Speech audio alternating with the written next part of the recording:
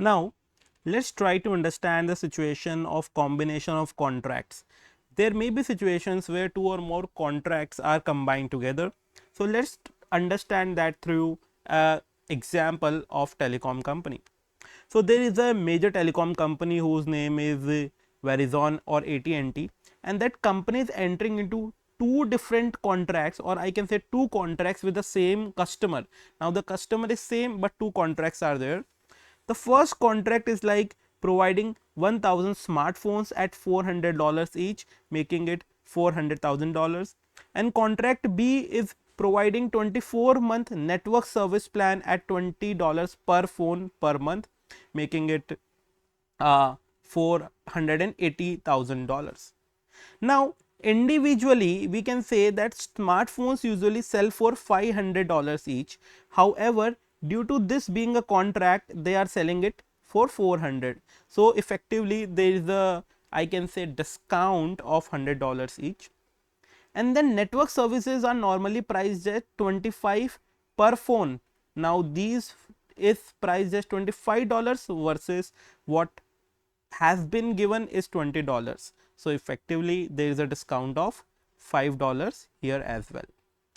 So effectively what we can say that we need to go and assess first and see about the contract. What this is saying, both contracts are negotiated together as a part of single commercial package. Now the customer who has bought this particular services from AT&T, that customer has negotiated it as a single package, that is, he is buying the phones and also activating the network. Now these contracts are independent as well. When we say independent, means that the phone pricing is heavily discounted because of the service contract. If the both contract were not there, phone pricing would not have that much of discount. So the result is like what? This must be a combined under the standard. So standard says that these contracts should be combined together.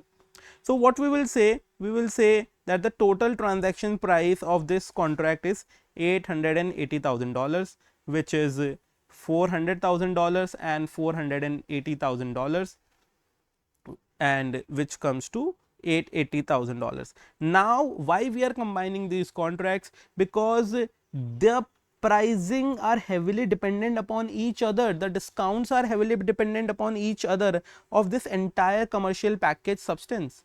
Okay.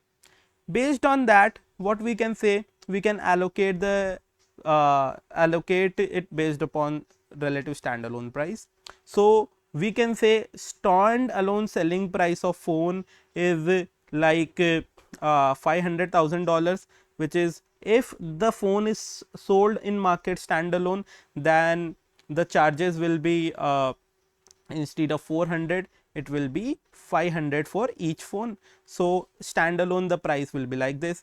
Similarly, the standalone price for the service of using the, I can say, network will be $600,000, which is like $25 per month instead of $20, because this was negotiated discount price. This is the actual standalone price, which comes to $600,000. So effectively total standalone selling price was $1.1 million here. Now how would we allocate it? So simply we will say that the entire contract price is $880,000 and the standalone selling prices are this. So we will be distributing that $880,000 in the ratio of these standalone prices. So 500,000 divided by 1.1 million, here 600,000 divided by 1.1 million multiplied by $880,000.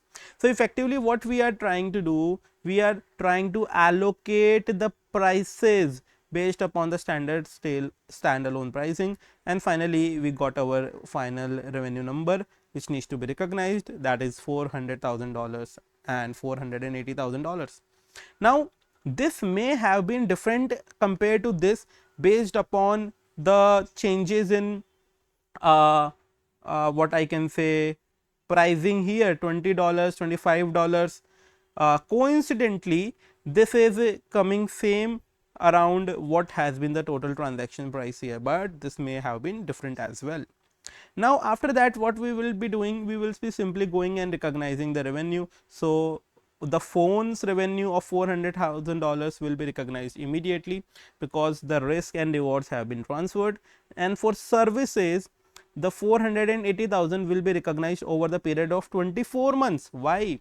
Because the contract what was made is for 24 months to get the network. So on a monthly basis, overall 20,000 per month will be recognized in the books of accounts.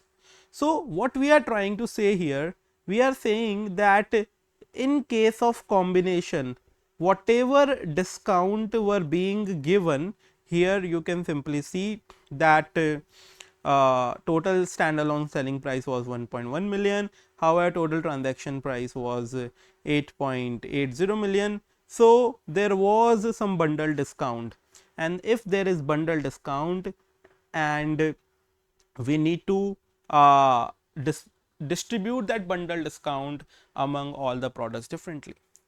Now let us try to see the concept from our textbook here as well.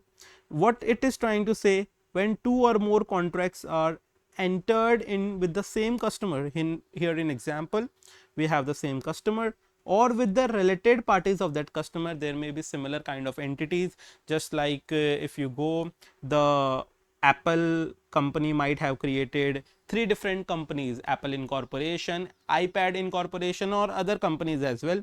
So they are related parties in that case. Then what will happen, at or near the same time, the contract is happening near around the same time, just like in our example above, they must be combined together and accounted for a single contract. They should be treated as a single contract when, if any of the following conditions are met. So all conditions not need to be satisfied, any of the following conditions needs to be satisfied. As we see, first condition is like contracts are negotiated together as a part of single commercial objective. Here in our example, the commercial objective was to get the phone and the network usage as well, and that was negotiated together. So this is one of the situation. Or the consideration in one contract is dependent on the performance or pricing of the other contract. Here the consideration whatever we received was definitely dependent upon the other item. If we haven't taken the network services, then we won't get the discount, so it's impacting the consideration as well. Or the last thing is like the goods or services promised in the contract together form a single performance obligation. Now providing the phone, and along with the phone the network is also needed so that the calling can be done. So that is a single performance obligation is as well. So basically we can say that if any of the three conditions are being met and the contracts are having with same customer or near the same time, then the contract should be combined as a single contract.